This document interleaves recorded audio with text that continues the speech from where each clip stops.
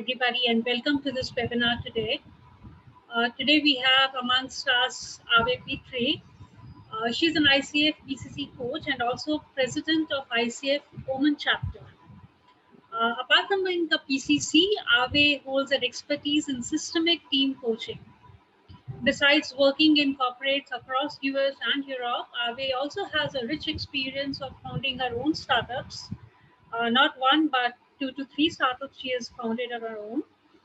She's also part of an organization to receive the prestigious 2020 ICF Middle East Prism Award, which is first of its kind. And today she takes us through a topic which is very close to her heart, which is about collective leadership and very, very important in today's time. So before I hand over to Avi, a few guidelines here. You have a Q&A section, and you can type in your questions during the webinar in the Q&A section or even in the chat box, whatever is convenient to you guys, and we will take it from there. This webinar is entitled for earning CCUs. So during the webinar or at the end of the webinar, I shall be posting the link. You may please submit the form within 24 hours of completing this webinar, and you will receive your CCUs at the end of 30th of November. So we will be compiling all the CCUs until 30th of November and then sending it across to each one of you. Yeah. So with this, I have welcome Ave, and thank you so much for doing this for us. And with this, I welcome Ave and hand it over to you. Thank you very much, Asha, for the lovely introduction. Let me share my screen here. Okay, we should be live now. You can see my screen. Asha already did an introduction about who I am, just a quick CV. And as you can see, I really come from this experiential side of leadership. I have been leading companies, I've been leading divisions in corporates and also starting my own companies. It's all about leadership, and it's all about finding what makes people work and how to make sure that we achieve together what we want to achieve. And this also led me to coaching, because I was working with people and I really was wondering what makes them tick. How is it, how can we motivate people more? How can we get better results working together? And that's how I studied coaching and became a coach, which I have been now doing for the past 8 years. And I must say, I really love it. It was a really good career decision for me. And I've lived in Europe, in North America, and now I live in the Middle East, in Oman. And I must say that, what makes a good leader is something that is changing, not only depending on the time, but it's also changing based on where I live and what the cultural setup is in this country. So, moving on to, the changing times. I don't think anybody needs reminding that times have changed. We all live it at the moment and trying to figure out how much has changed and what we need to do now, that things are different. And I was reading the World Economic Forum 2020, The Future of Jobs, and I saw this quote from there, that the future of work has already arrived. So at the moment, people are really focusing on digitalizing the working processes and trying to expand the remote work and make it smoother so that people can actually work but not have to come to office. But what was also something that struck me in the same sentence or in the same paragraph was that only 1/3 of all employers expect to also take steps to create a sense of community, connection, and belonging among employees. Which, as you probably have noticed as well, being stuck at home, whether just with your family or on your own, sometimes this is what you miss the most. You actually miss going to the office, you miss people, you miss, grabbing lunch together and all of that. And that is a huge problem. And only apparently 1/3 of all employers are thinking about it. So before we move on, I'd like to find out who is here. So if you, Asha will launch a poll shortly, and if you just pick whether you lead teams, coach team leads, whether you coach teams, all of the above or none of the above, then I get a little better overview as to who is listening and maybe what your interest might be. So you should be seeing a poll on your screen, and when you see that, you just fill it in. And once you have submitted your answers, then the poll will disappear, and then afterwards we'll see the results.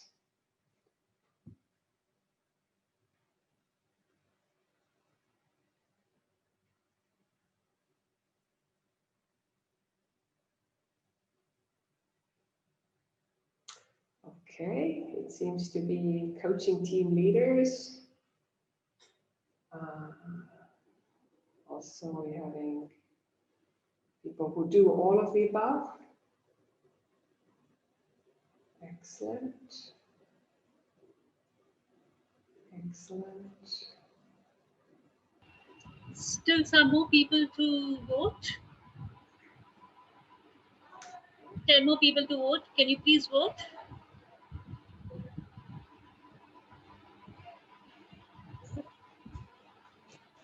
I can see 78% have voted. Thank you very much. If the rest of you also quickly click on the answer, hope it's not a difficult decision to. Okay, Sundar is saying have led teams before, so you can actually poll on that. Sundar, it's perfectly fine. Yeah, if you've done it before, that's fine as well.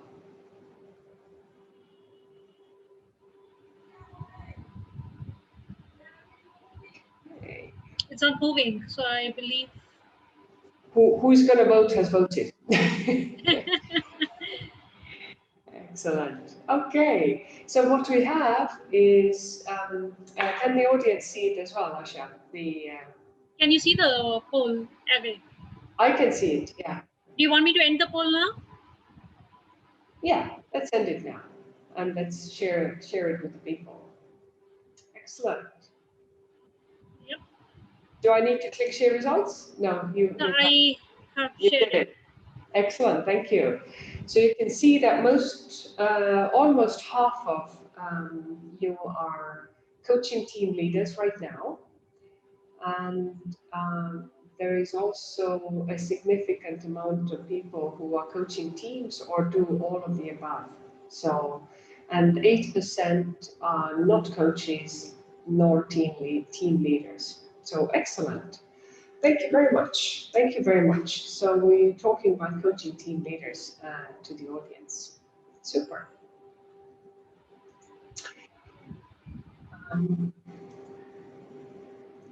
Okay.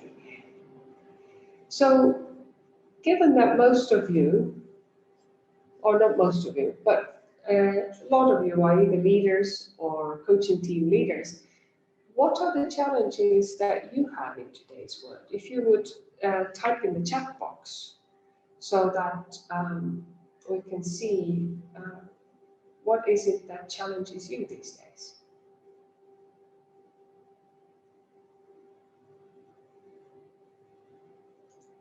I want to see what's trickling in. Leaders not being leaders. Okay, what are the challenges that people have?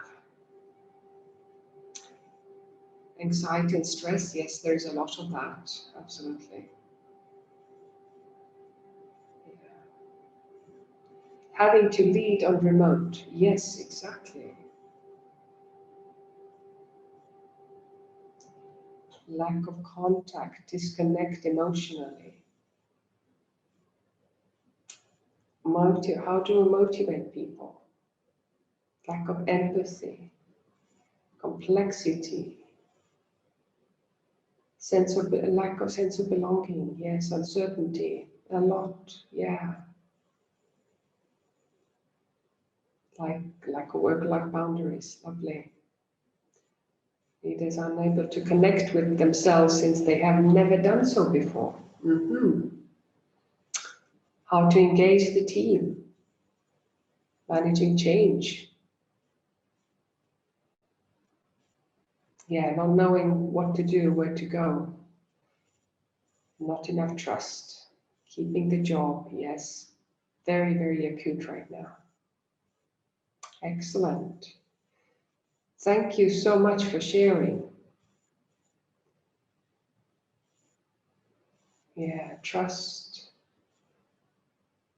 Team. Not carrying the whole coach team to work from home, which is alien. Not just to Indian culture. I must say, Oman culture struggled very much in the beginning. Yes. If you're not used to working from home, it's a whole different experience. Yeah. Okay. So let me share my screen again, and let's see what I have. When coaching team leaders, I think you recognize a lot of this yourself, and some of you already mentioned. So what team leaders very often are feeling is isolated, unable to get the message across. How do usually I walk around and I just say hello to people, and I can just drop messages here and there, and now I don't know how to reach people. Overworked, under pressure to perform. Some of you mentioned, the work has expanded. You can get an 8 p.m. Call from people, from your boss or from a boss's boss, and they're asking you where are the results? And team leaders are also struggling, results versus relationships. Obviously, you need to have results because otherwise, the company will go out of business. But then you also want to keep relationships. You don't want to erode all the trust that has been created, maybe. How to motivate people, you mentioned as well. How to do it remotely. Organizational hierarchy gets on the way. How do I get the resources that I need? What's that person's phone number? Usually, I used to walk by their room, and now I don't know where the office is. How to manage the boss or boss's boss. And very often that I find as well, coaching team leaders, is that people believe that they are the only one who can and has to fix things. So more than ever, as soon as COVID hit and we went into lockdown and curfew and all of that, people feel a lot of pressure to be some kind of a superhero. That they feel like, if only they had what superheroes have, then they would be able to cope with the complexity that's going on right now. So, do superheroes really exist?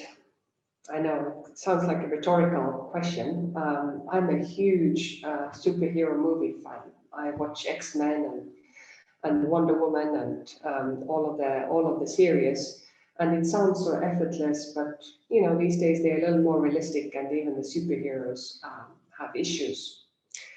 I picked that picture because I think it really illustrates very well how. This guy is ready to fight, he's ready to go on, but when you look at his face, he looks really vulnerable and even, I would say, afraid, but still ready to go to the end. So what do we really want from our leaders? Do we really want them to be a superhero, larger than life? Somebody who will lead us to safety, somebody who is wise and knows it all and can actually help us figure out this complexity and tell us it's all okay? Or do we want the leader that is just like us, that works with us, maybe has some extra responsibilities of, getting some resources or removing some complexities, but gives us a lot of credit and possibility to figure things out? So I would like you to now again put into the chat box, and there is no right or wrong answer here. It's just a preference. Do you prefer your leader to be number 1 or 2? Just put into the chat box 1 or 2.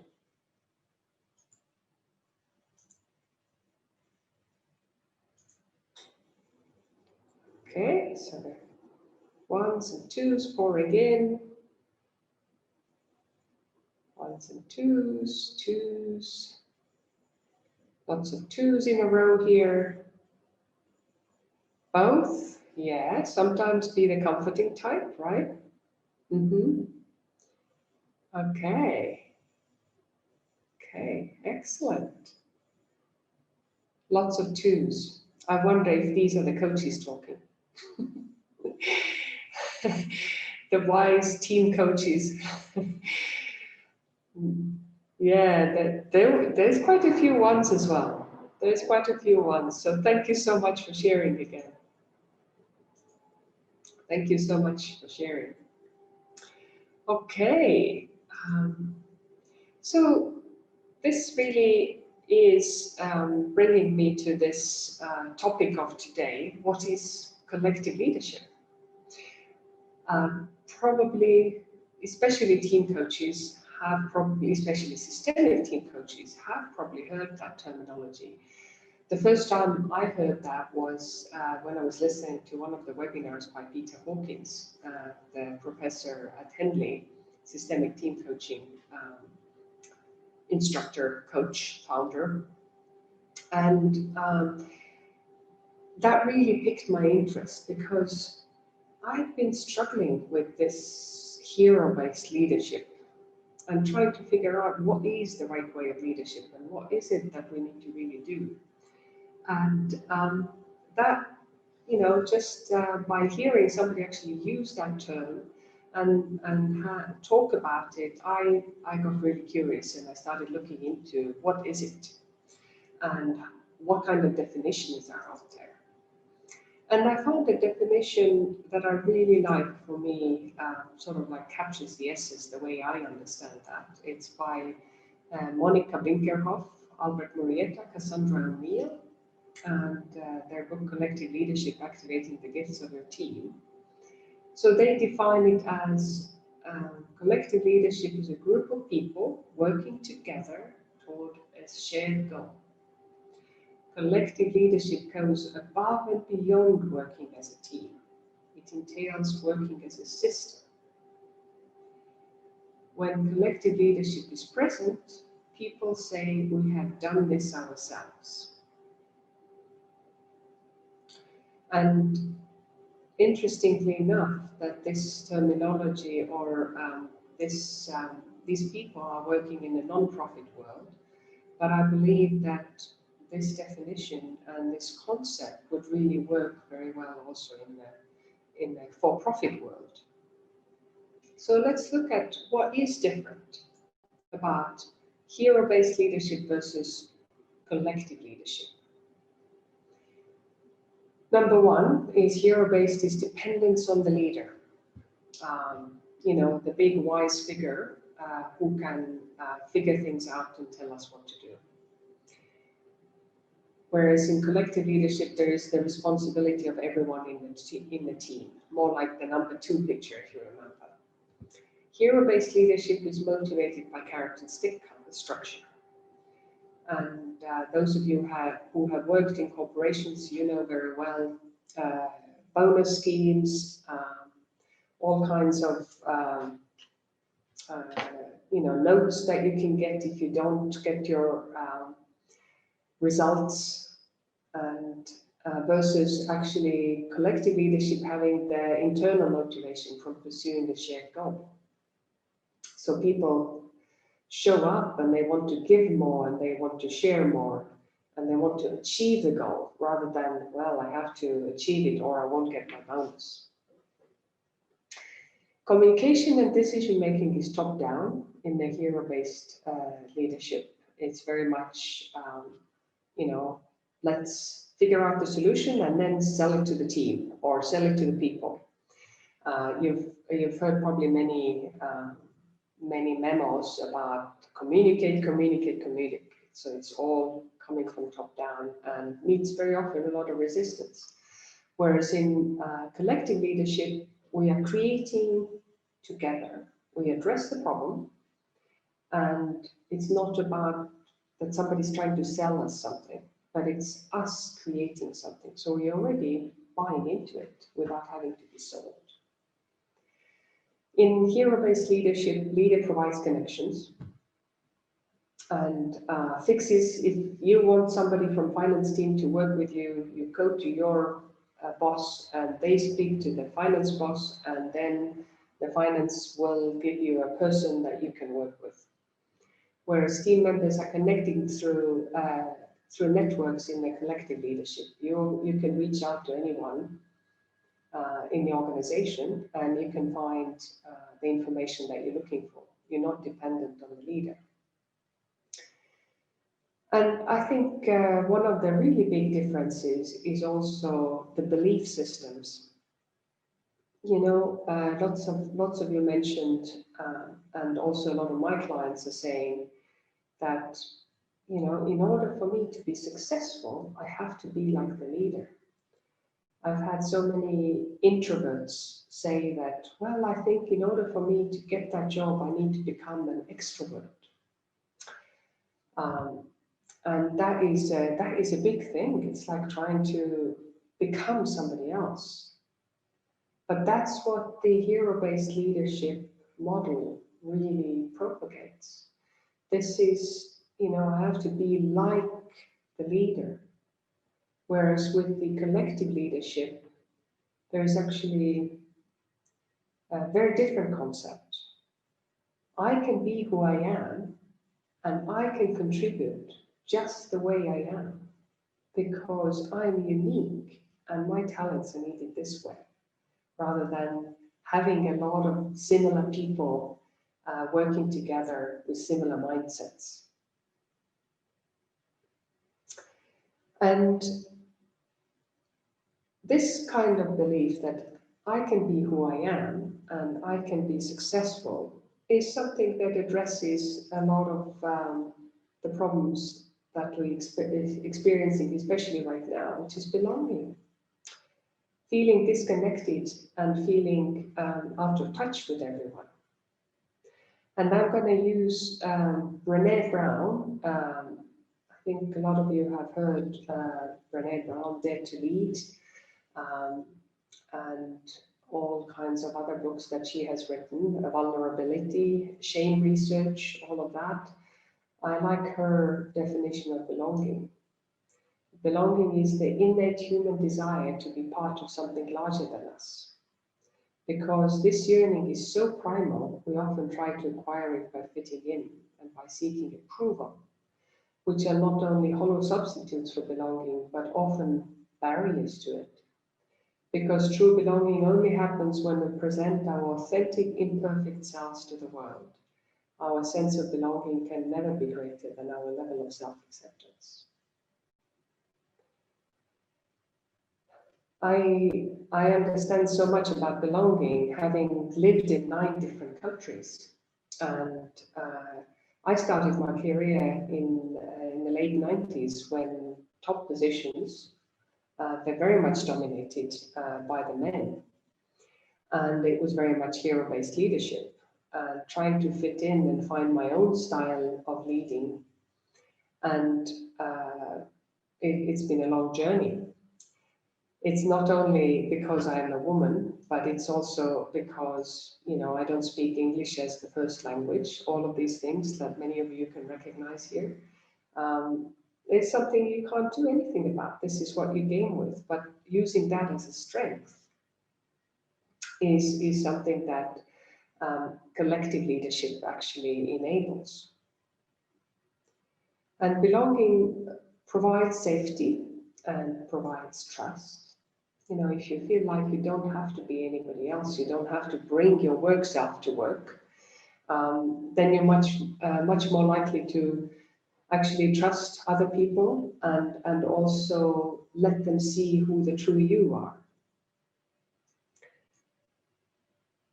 I'm seeing the chat box going really wild right now, so let me just see what's happening in the chat box. So nothing specific. It's about the audio quality, Ave, wherein some people are hearing echo when you're speaking. So at Oh, I my see. end, it's very loud and clear, and people can hear, but some of them are facing some issue. Oh, I see. I see. So there are some issues. I'm not really sure what I can do if I hold my microphone like I that. can hear you very clear, and I don't see any issue there.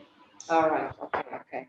So hopefully, I mean, if you're having difficulties hearing me right now, then you can watch the recording because you know recording should come out really well. Yeah.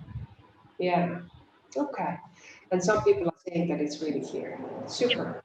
Okay. Thank you. So let me share my screen again, and we can move forward.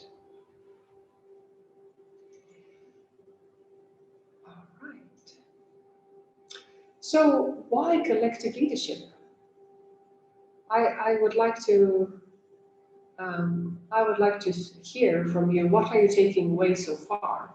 You know, why do you think collective leadership could be an answer to the very rapidly changing world right now? What would be some of the benefits that you are seeing already? If you just put things into the chat box, that would be great.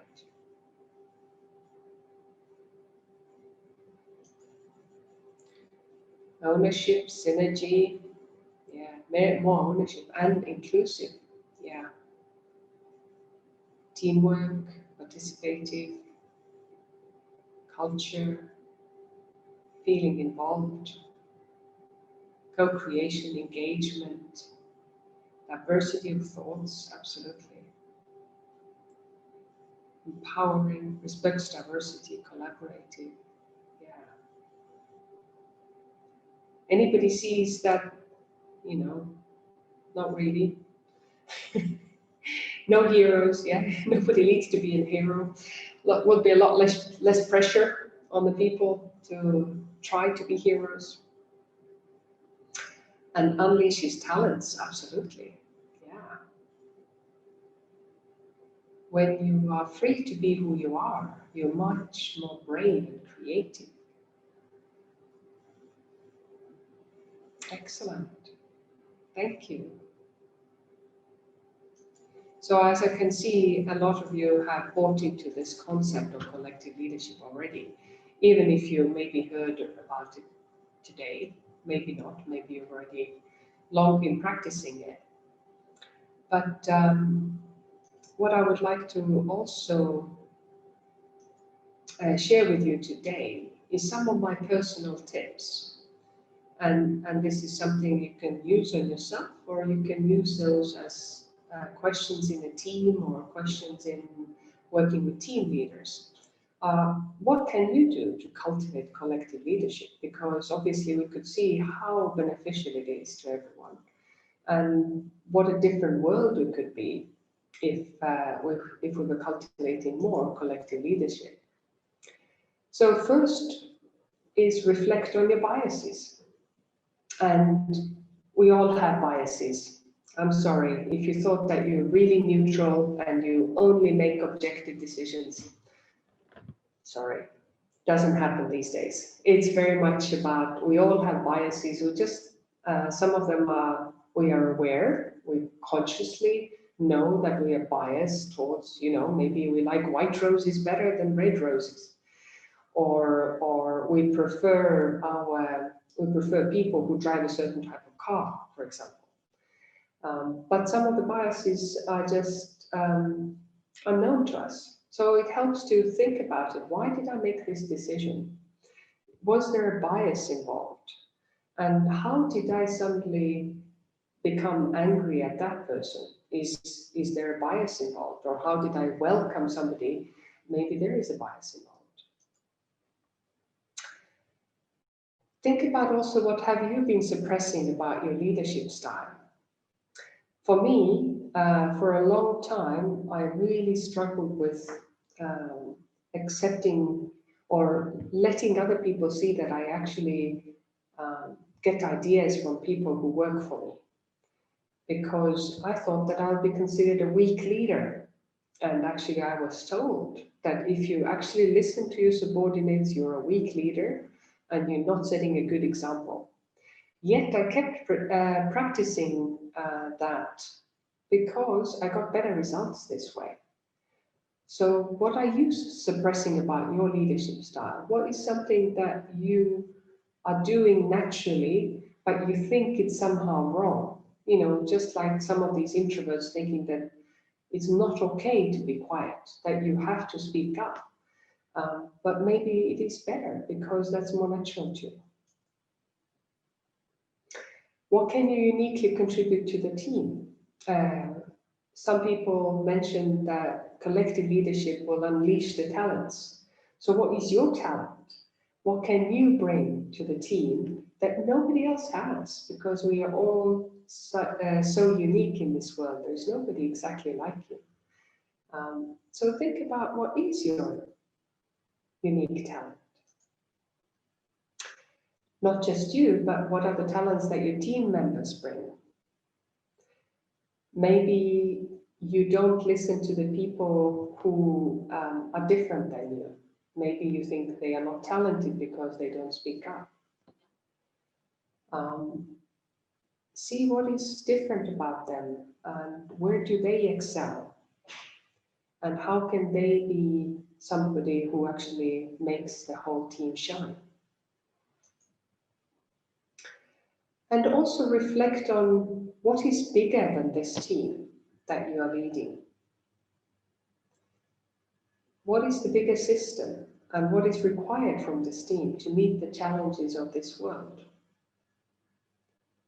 So really looking into the purpose, looking into the shared goal, because no team exists in a vacuum. We all here for some kind of a purpose. And it seems like sending in the reports in time seems like the only purpose at the moment, but there is a bigger purpose as to what do these reports contribute to? How can we make even better reports for these people who are reading them so that they will make better decisions, for example? And also, what are the gaps that we have? Because if we're really looking at the bigger picture, then we can see what are the challenges and what are we not doing today as a team that would enable us to meet the challenges of this world. Also look at the culture. What is the culture that you operate in? And how does that impact the decisions that your team make?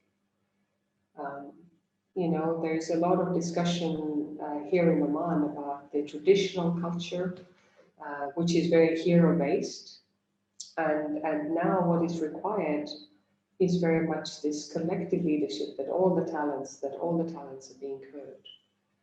So maybe that's also something that is happening in your own culture, that there are some cultural preferences of how leaders are seen. And is that really serving the team? Okay, that I was going to share with you today, and now I would like to hear from you if you have any questions to me, if you want to discuss something or anything like that. So just let me know. And you can put the questions in the Q&A box.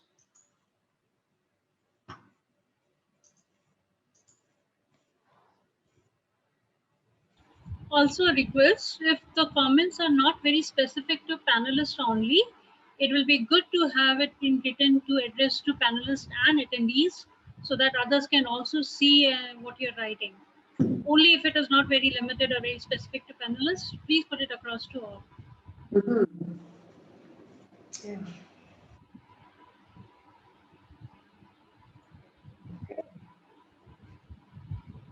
Heroes might not be important in the future, they might get other contexts for dealing or learnings. Yeah. I mean, my personal opinion is no one person can ever do as much as a team. They would need to be a superhero.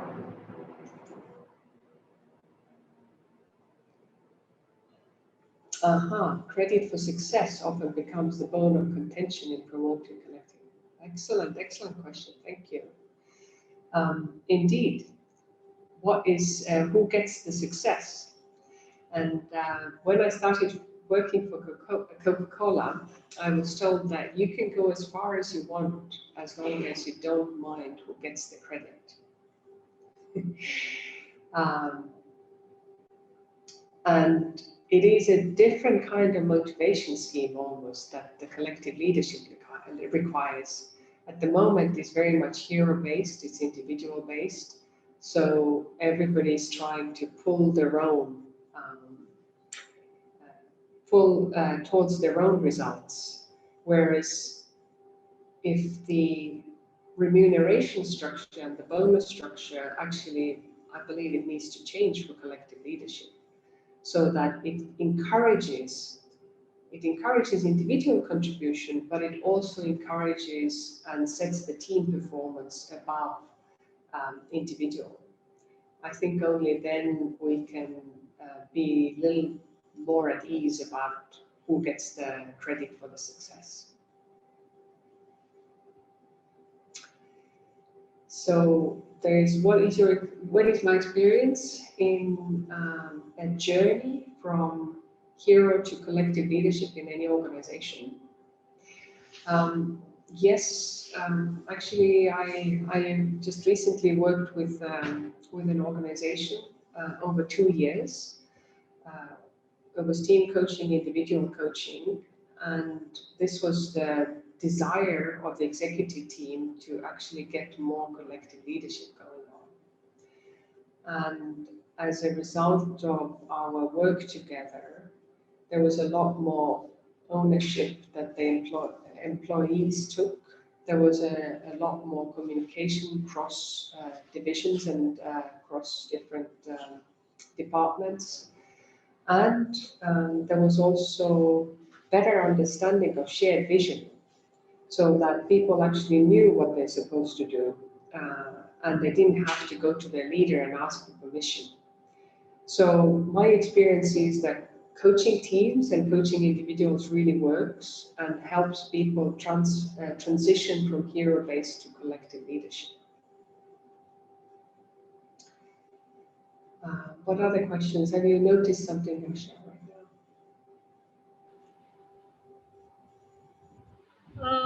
Avi, there's a question by Florence. In collective leadership, everyone has to move towards a shared goal. How does a leader bring his teams to be decisive?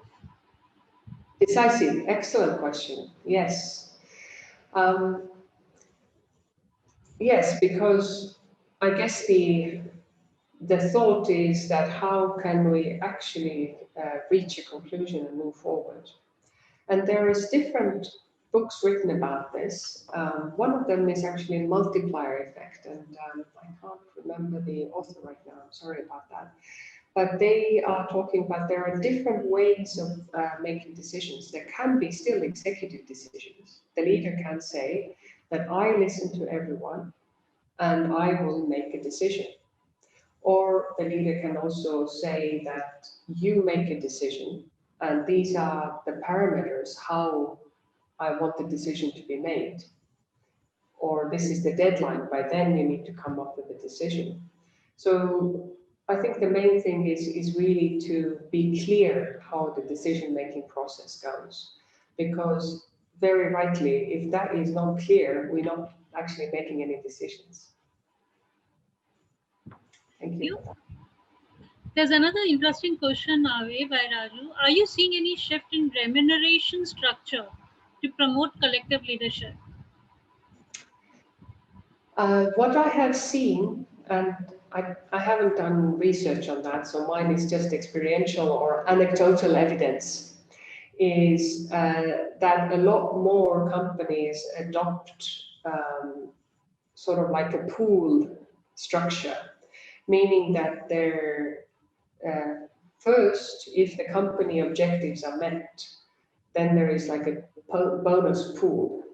And when I worked for Coke, Coke used the same similar structure, and then was based on the different collective goals of the departments, which department got bigger share of the pool, and then it was trickled down into the individual achievements, so that it was a complicated process, but it actually worked, because then you were really rewarded for the corporate achievement rather than your own necessarily, but you also got better, if you had better results versus the team member who didn't do exactly as well, then you got better remuneration. But somebody should do research on that. That would be great. Thank you. Anu has a question. What, according to you, are some of the challenges faced by leaders who are trying to move from hero based to collective leadership? And how can coaches help these situations? Excellent question. I see that a lot actually, because the leaders themselves assume they have to be a hero. And in a way, they are training all the people around them that they are the hero. They're going to come and rescue, or they're going to come with a solution. It's it's a process, and in coaching, it's a transition. Again, it doesn't happen overnight. But what I usually tell people is we are training people around us how we want to be treated. So as a leader, we train our team that we want to have a final say. Or, if you don't ask me, you will be in trouble. So it's retraining the team to expect something different from you as a leader. So first, understanding that you want to be different, you don't want to be a hero, but you'd like to rely on the team to pull their weight, and then train everyone around you to behave accordingly. Thank you. Another question is, what do people enjoy most by this change from hero to collective leadership in your experience? What I've seen people enjoy the most is that they actually feel the drop of pressure.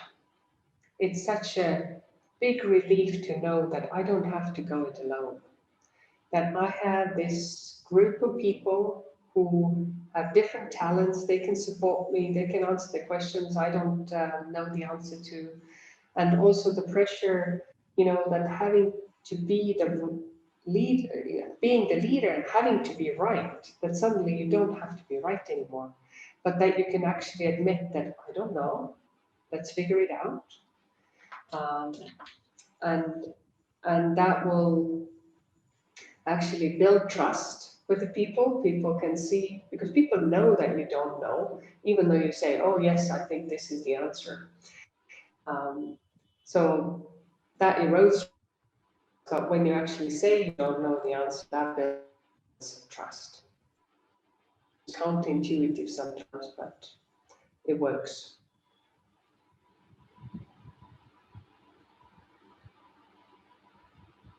How can individual contributors be inclusive in collective leadership?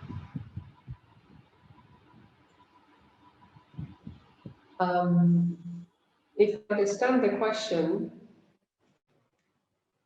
inclusive, it's about inclusivity. I think it's about really thinking about your biases.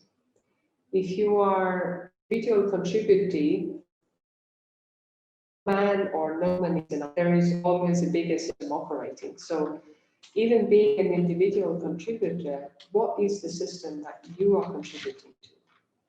And what is sort of, what are the services that you offer? I'm not sure if I answered the question. If I didn't, please elaborate on that.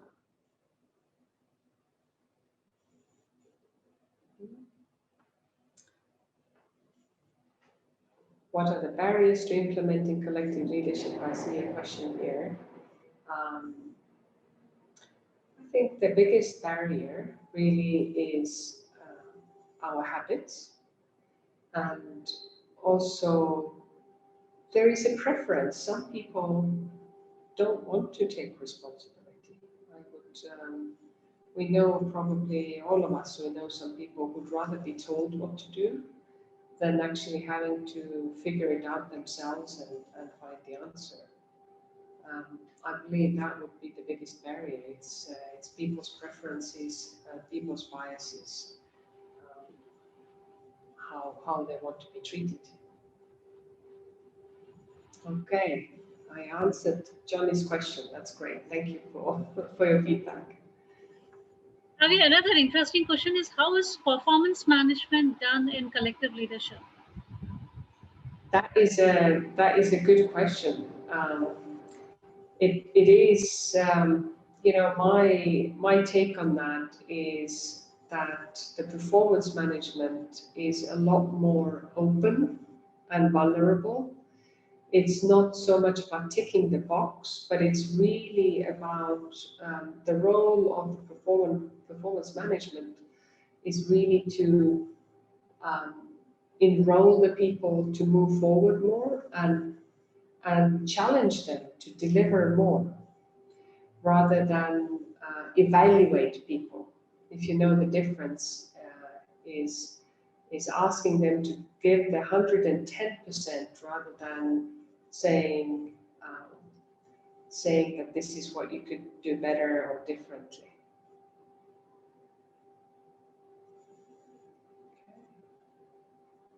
Thank you. There's another question. How do we build teams' emotional intelligence for collective leadership?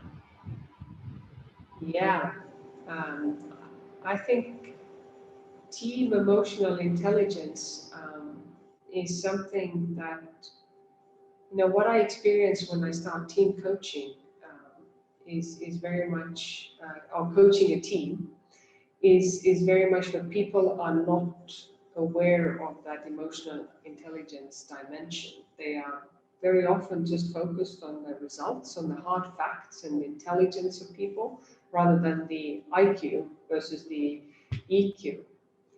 And by drawing people's attention already in team coaching, by asking them questions in team coaching, for example, what's going on in this room? What do you think some of the people might be feeling? Even questions like that already help people focus on a different dimension that they never considered before. They didn't really think they needed it. But as everything, it's a process.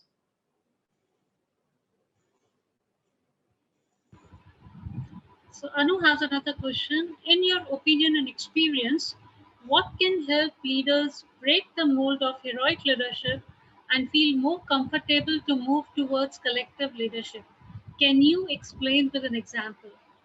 Thank you. Yeah. In my experience, especially working in a culture that is very hierarchical, the biggest question the leader faces is, what if I lose face? If I now admit I don't know, if I now don't come up with a solution, but if I go and ask people for a solution, they might think that I'm weak, sort of like my example as well. People thought I'm a weak leader because I asked people who worked for me what the solution could be. So the question was about the barrier, right? Or, yeah.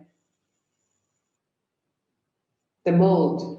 Yeah, question was about how can help leaders break the mold of heroic leadership? Mhm.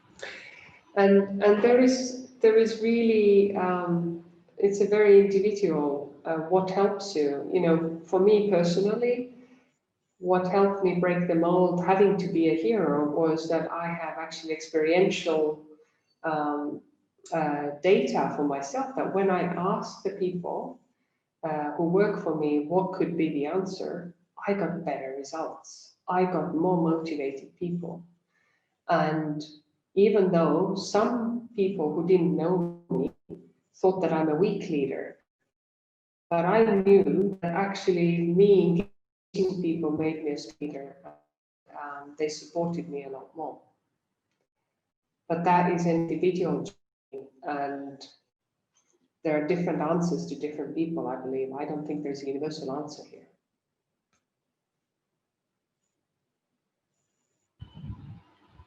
Thank you so much, Ave. Another question from Mona is how to make a hero accept better performers in the collective leadership. Mm. That is an interesting dilemma here. You know, my belief is, and I could be wrong, that it will be difficult for a hero leader and collective leadership to work together. You know, there's plenty of examples how there's a perfectly well-functioning team that is practicing collective leadership, and then they get a new team lead who actually believes in the hero-based model. And what usually happens, and there is lots of research on that that I've read in different books. What happens is that the team doesn't perform anymore, that the people leave the team or the organization. And just the hero and collective leadership, they don't really work well together because hero wants followers, whereas collective leadership means that everybody's a leader and everybody's a contributor.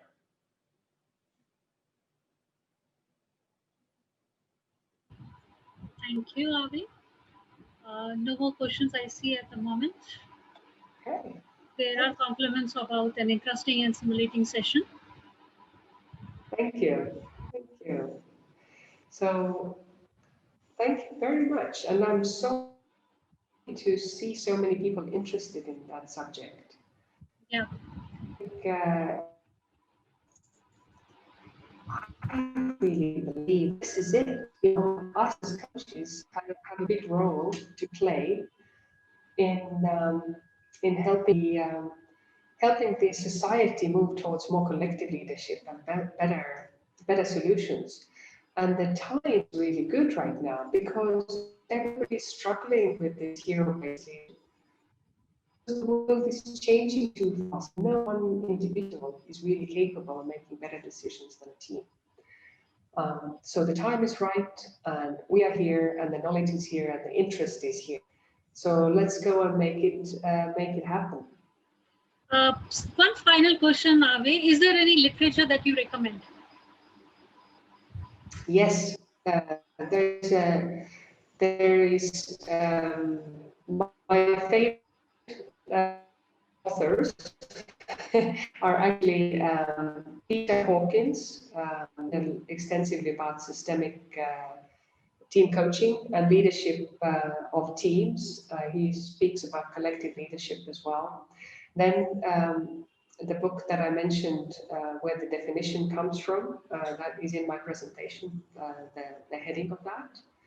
And I would also recommend reading Brene Brown if you haven't read her. She doesn't necessarily speak about collective leadership, but she is speaking very much about how human mind functions and help us use different understanding as to what leadership might help you feel better and help them belong better into a team. So these would be my top picks. Great.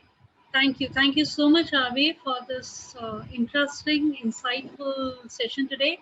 And as you rightly said, collective leadership is the need of the hour. Thank you so much for doing this for us. And again, webinars are just scratching on the surface. And if people want to go deep more, I mean, they are free to really go deep and explore the subject. So thank you so much, Abe, once again. And I wish you great luck for the upcoming elections as well. Thank you so much. And for the rest of the people, thank you so much for attending this webinar. I am posting the link for earning your CCUs. So kindly copy paste that link in your browser and you can submit the form in the next 24 hours. Yeah. Thank you so much and have a great rest part of the day wherever you are. And stay happy, stay safe, and stay healthy. Thank you so much. Thank you. All the best to everyone. Bye. Thank you.